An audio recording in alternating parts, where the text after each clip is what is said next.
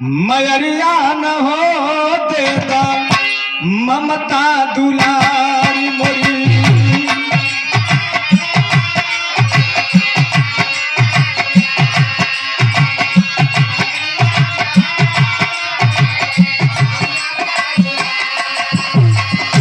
मैहर की जोगिनिया फेरा काया की नजरिया मोरी मयरिया न हो मोरी मयरिया न हो देता ममता दुलारी मोरी।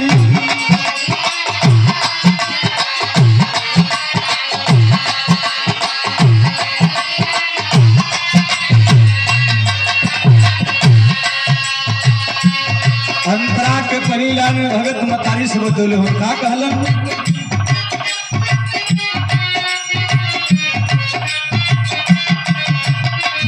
जगन जग तारन हो जगत धारी हो।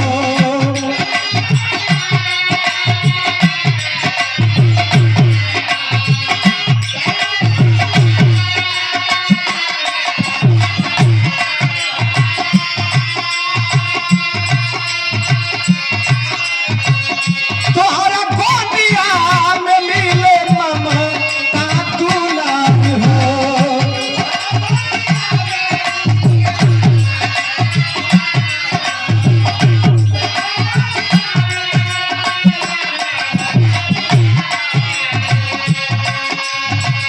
जगन जग तारन हो जगत आधारी हो। तोहरे गोदिया में मिले ममता दुलारी हो। फिर ते घुमाई आज दया के नजरिया मोरी।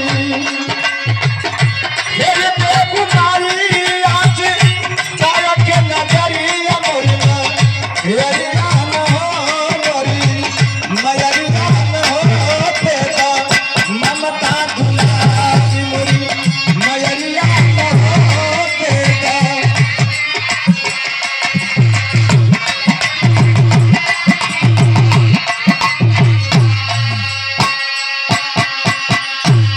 भगत बतलाता है माँ तेरी महिमा ये दुनिया में न्यारी है।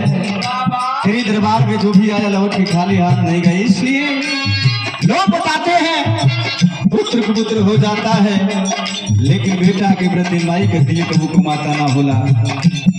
इसलिए वो भगत मतारी से बतौले माँ इस बेटा को धन दौलत रुपया पैसा नहीं चाहिए। क्या चाहिए बतला रहा है। काया के भीख मांगी तोहरा शरण में।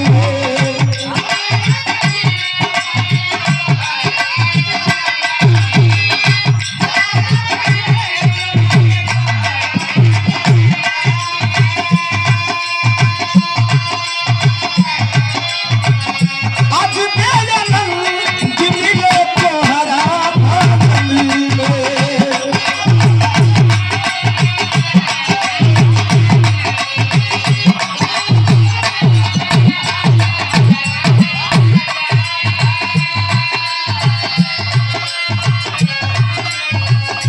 काया के भीख मांगी तोहरा शरण में। आज भी आनंद मिले तोहरा भजन में। खोली दे बुनाई आपन भजन के बड़िया मोरी। खोली दे बुनाई आपन भजन के बड़िया मोरी मयरिया न हो मोरी मयरिया न हो तेरा ममता दुलारी मोरी।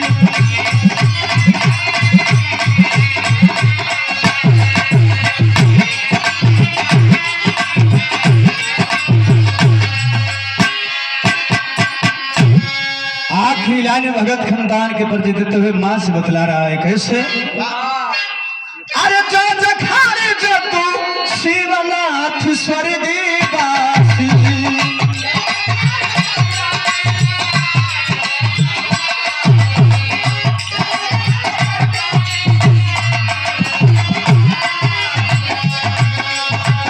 सगरा सुबास मैया चरण तालासी।